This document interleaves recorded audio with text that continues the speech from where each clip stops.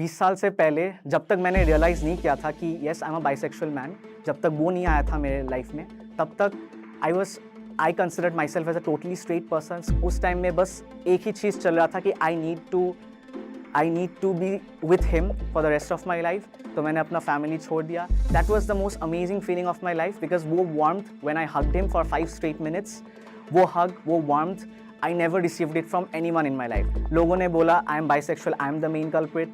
लोगों ने बोला कि I was the cheater in that relationship. But why are straight people staying longer than people from the community? Because वहाँ पे एक पर्टिकुलर कमिटमेंट होता है कि हाँ, शादी किया है तो इसको निभाना पड़ेगा।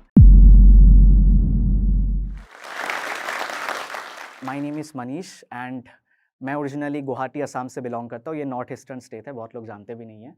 एंड मैं I am working as an analyst in Amazon and I basically define myself as a bisexual man.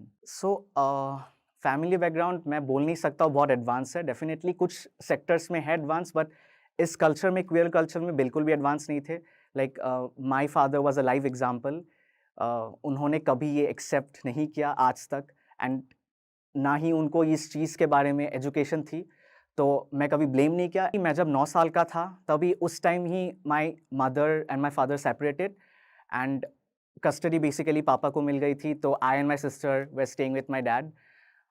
But एक चीज़ होता है ना, जो मम्मी का प्यार होता है वो कभी भी पापा की साइड से नहीं आता है। तो 9 साल से लेके 20 साल तक I always craved for their love. मतलब हाँ, बिल्कुल दीदी थी मेरे साथ, बट फिर भी वो भी एक पॉइंट ऑफ टाइम के बाद चली गई थी and for her studies. And मैं अकेला पापा के साथ, पापा used to go to office. तो ऐसा होता है कि I always crave for love. कुछ एक होता था, कुछ एक अचीवमेंट होता था, तो I could not even go and tell to my dad because उनके पास अप्रिशिएशन करने का भी टाइम नहीं होता था। So basically my entire childhood कुछ कुछ ऐसे इवेंट्स में चले गए कि पहले तो वो डिवोर्स का, और फिर उसके बाद कुछ बहुत ऐसे सिचुएशंस आए हैं कि उसके लिए आई crave that love, that belongingness, that comfort with someone. Because मैं किसी के साथ कुछ शेयर नहीं कर पाता था, तो अपने साथ ही शेयर कर लेता था या डायरी में लिख देता था। तो that's what happened with me. तो that belongingness I always wanted, always craved. And एक पॉइंट में ऐसा आया जब when I was 20 and it was my final year of my graduation, suddenly एक मैसेज पॉप हुआ मेरे इंस्टाग्राम में and I received a message from a guy. And मैंने ऐसे कैजुअली रिप्लाई किया। उसके बाद 1 महीना हो गया, 2 months हो गया, and I started feeling things in a much amplified way. I started loving the care, the warmth that guy was giving to me. Although I did not discover myself back then, but still वो care, वो love, वो warmth इतना ज़्यादा था कि that was overpowering every other feelings in me. And तभी I realized कि I am deeply attracted to this guy and I really want this person for the rest of my life. तो हाँ, बिल्कुल male friend की तरह treat कर सकता था। एक्चुअली इनफैक्ट वो उसने जब मुझे पहले मैसेज किया था, he was already dating someone and when I asked about him, he had a boyfriend. That was strange to me. But फिर ऐसे 1-2 दिन बाद मुझे स्ट्रेंज लगना बंद हो गया कि ओके ठीक है, I'll consider him as a male friend. And एक दिन ऐसा हुआ, he suddenly stopped talking to me because of a particular reason. And उस दिन I was so hurt. I started feeling things, मतलब कुछ इस तरीके से कि मुझे बहुत बुरा लगने लगा कि he was not talking to me. तो तब मुझे रियलाइज हुआ कि there is something between me and him. And उस point of time में वो realization strike हुआ कि I need this person in my life. जैसे भी हो, जो भी हो, as a male friend या as a partner, मैंने कभी उस चीज़ को figure out नहीं किया था उस point of time में, because I was too emotional at that time to even think about anything else at that point. But just मुझे चाहिए था वो इंसान जैसे भी, किसी भी form में। तो वो धीरे धीरे फॉर्म होते गई, दैट इनफैचुएशन वो लव में कन्वर्ट हो गई, और 1-2 महीने में आई रियलाइज कि I was in deep love with him. That is how it all happened. पहली मुलाकात कुछ ऐसे हुई, उस टाइम में लॉकडाउन चल रहा था एंड वहाँ पे ऐसे 3 बजे के बाद सब व्हीकल्स वगैरह क्लोज कर दिए जाते थे, तो वी कुड नॉट ट्रैवल। तो उसका घर मेरे से बस ऐसे 5 to 6 किलोमीटर्स दूर था। तो I travel to see him and वो वहीं पे नीचे खड़ा था with a cake in his hand.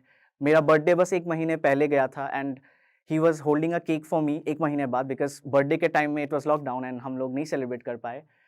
तो इट वॉज वेरी स्वीट। मैंने उसे देखा एंड आई स्टार्टेड, मतलब it was like love at first sight, because मैंने फिजिकली उसे पहले कभी नहीं देखा।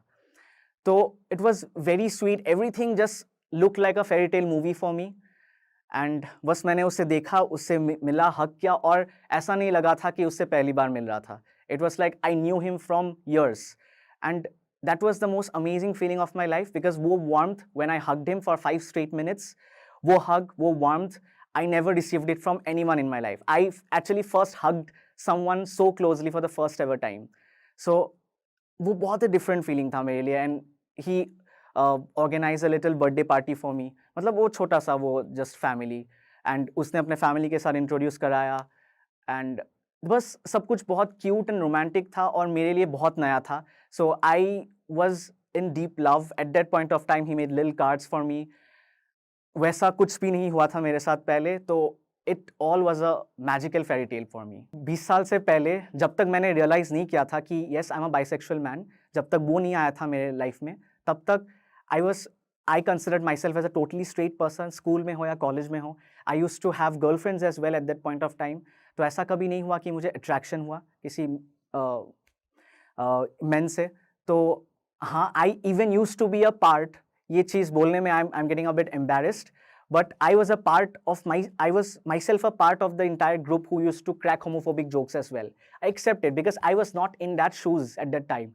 I did not know कि कैसा होता है, मुझे एजुकेशन नहीं था उस पॉइंट ऑफ टाइम में। बिकॉज एक आजकल ये नेटफ्लिक्स सीरीज, अमेजॉन प्राइम में बहुत कुछ एक नए नए वीडियोस आ रहे हैं कि यू कैन लर्न। उस पॉइंट ऑफ टाइम में ना मैं वीडियोस देखता था, ना मैं नेटफ्लिक्स देखता था, उस टाइम में इतना पॉपुलर नहीं था, तो I was not aware of the education. तो ऐसे स्कूल लाइफ में I was myself a part of those bullying. तो yes, I realize it, but जब मैंने खुद रियलाइज किया, I was in my own shoes, उस पॉइंट ऑफ टाइम में आई फेल्ट सो गिल्टी कि how could I myself being a bisexual man, how could at some point of time in my past I did bully someone. तो वो चीज़ हमेशा से रहेगी मेरे साथ। That was a very wrong thing to do, and I think आजकल it has improved a bit. I don't know the present situation, but if अगर नहीं हो रही है तो please guys educate your self.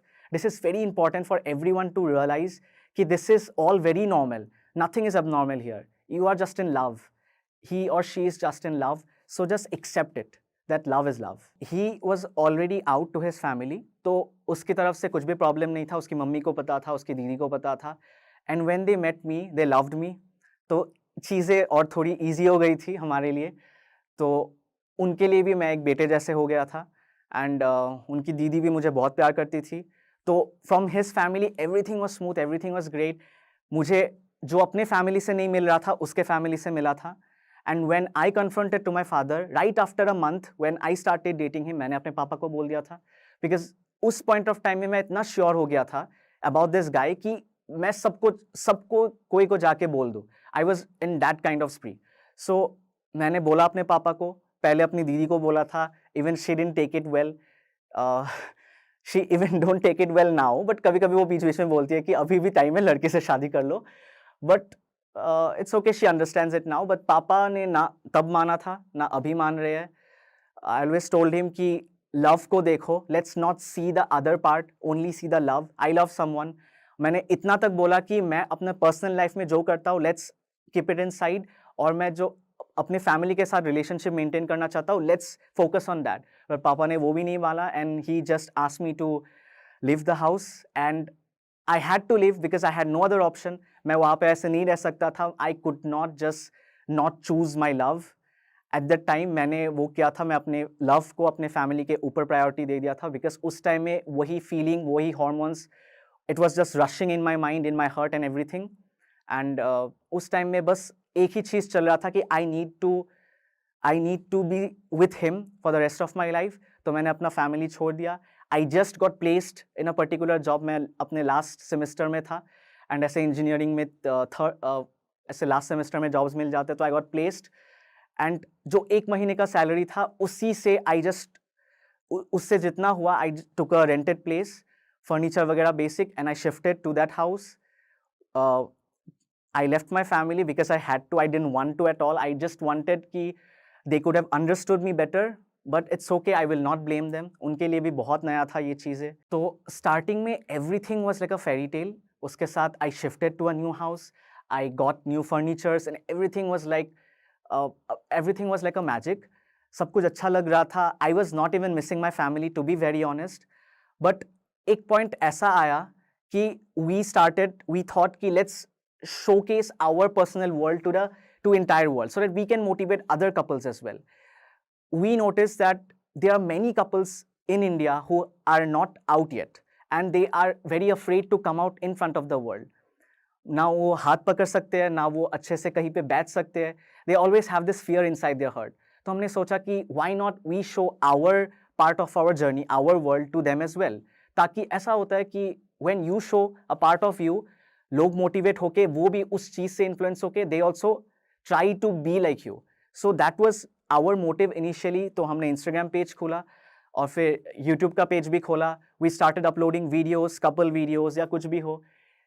And we got our first push when हम लोग का first एक article निकला था Times of India में. उसके बाद there were multiple articles in Economic Times and lots other events as well. We attended lots of events. And उसके बाद we attended an MTV show as well as a couple that was named as Anything for Love. उसके बाद we also were nominated for the Cosmopolitan Blogger Award in the LGBTQIA themed category. And everything just, you know, it just touched the sky. 3 साल बाद, after a very amazing 3 years, we had to separate, we had to go different directions in our life. ऐसा नहीं है कि मेरे side से था या उसके साइड से था. It was mutual. But ये था कि उस टाइम में I was very vulnerable because मैंने सब कुछ छोड़ दिया था, अपना फैमिली, अपना सब कुछ basically. तो उस टाइम में it was very emotional for me. I was vulnerable. I did not know what to do, where to go. Breakup होने के बाद he left for his hometown. वो चला गया था. Whereas I was here in Delhi alone. And वो alone जो उस टाइम में मैं अकेला था, उस टाइम में I had lots of doubts in me कि क्या हो गया ऐसे 3 साल after the 3 years of amazing love, amazing journey. ऐसे कैसे हो गया कि 3 साल बाद we had to separate ways.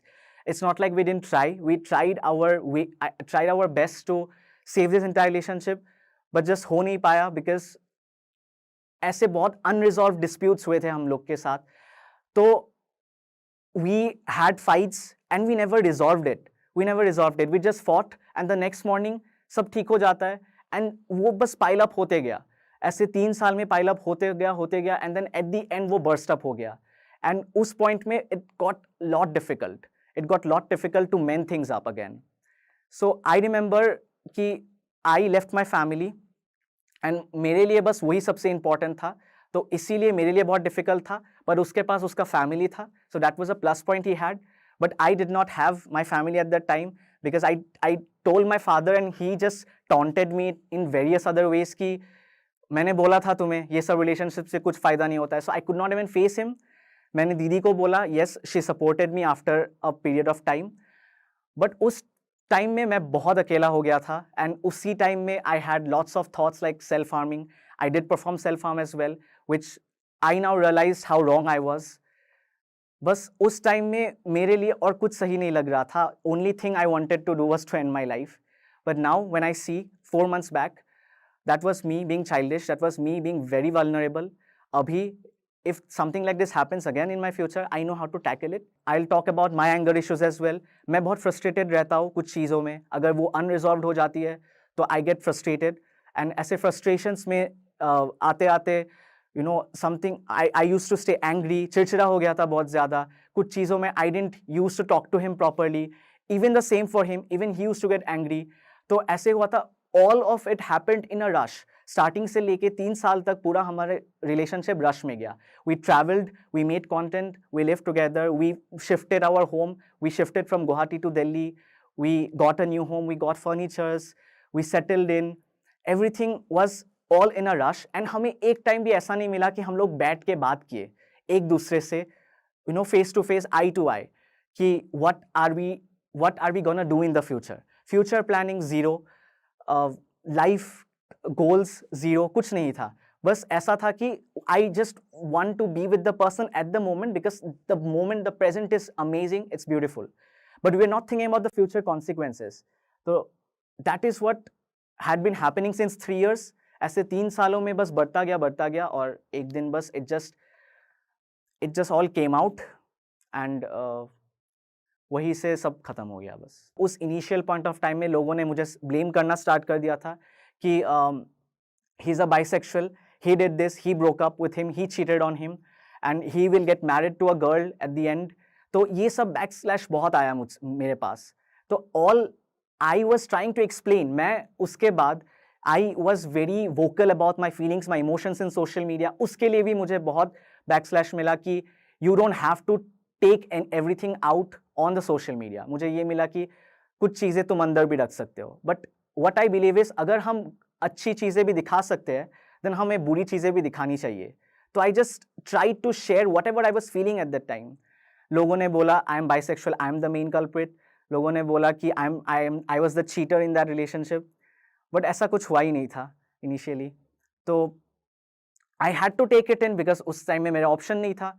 I did try to explain through my videos, through my reels कि कैसे मैं एक्सप्लेन कर सकूँ इन पूरी चीज़ों में। I even opened my personal YouTube channel. At this point travelling help me a lot because उससे I started, being dependent on myself. So that is one of the very, very important thing that helped me. And secondly, my best friend and my sister. These two people have helped me a lot because I remember मैंने दीदी को बोला था, दीदी used to stay in Saket, तो वो चली आई थी मेरे साथ रहने के लिए। वो अपना घर वर सब छोड़ के वो मेरे साथ चली आई। वो अभी भी रह रही है मेरे साथ because at that point she knew I was self harming myself. मैंने बहुत कुछ गलत भी किया था जो वो गलत है, अभी मैं समझ सकता हूँ। But she at that point of time सब कुछ छोड़ के she came to stay with me ताकि I never do such kind of mistakes again because ऐसे लोग रहते हैं आसपास तो it's easier for you to share things with them. So yes, this helped me a lot to move on. And today I have totally moved on from my past and I'm living a better life. I'm stable emotionally and financially as well. And I guess that's a win-win for everyone. So people who have faced such kind of breakups in the past or people who are still struggling to move on, for them, I would only like to say is wait for some time. Patience is the key. Just accept whatever is going on. समझ लो, ये दिमाग में बिठा लो कि वो इंसान नहीं आने वाला है फिर से तुम्हारे लाइफ में। बस एक चीज़ एक्सेप्ट कर लो एंड उसके बाद से it will be lot easier for you. हाँ, हम डिपेंडेंट हो जाते हैं, वी आर इमोशनल बीइंग्स, हम लोग डिपेंडेंट हम अटैच्ड हो जाते हैं बहुत ज़्यादा। बट हमें ये भी समझना होगा कि एक दिन सब लोग जाता है लाइफ से, सब लोग टेम्पररी होते हैं, सब मम्मी पापा बहन भाई फ्रेंड्स पार्टनर सब लोग टेम्पररी होते हैं, एक दिन सबको जाना है। तो दैट उसको दिमाग में रख के बस you need to know, you need to realise कि एक्सेप्ट द प्रेजेंट सिचुएशन। अगर तुम प्रेजेंट सिचुएशंस को एक्सेप्ट कर लिया तो it gets a lot easier for you.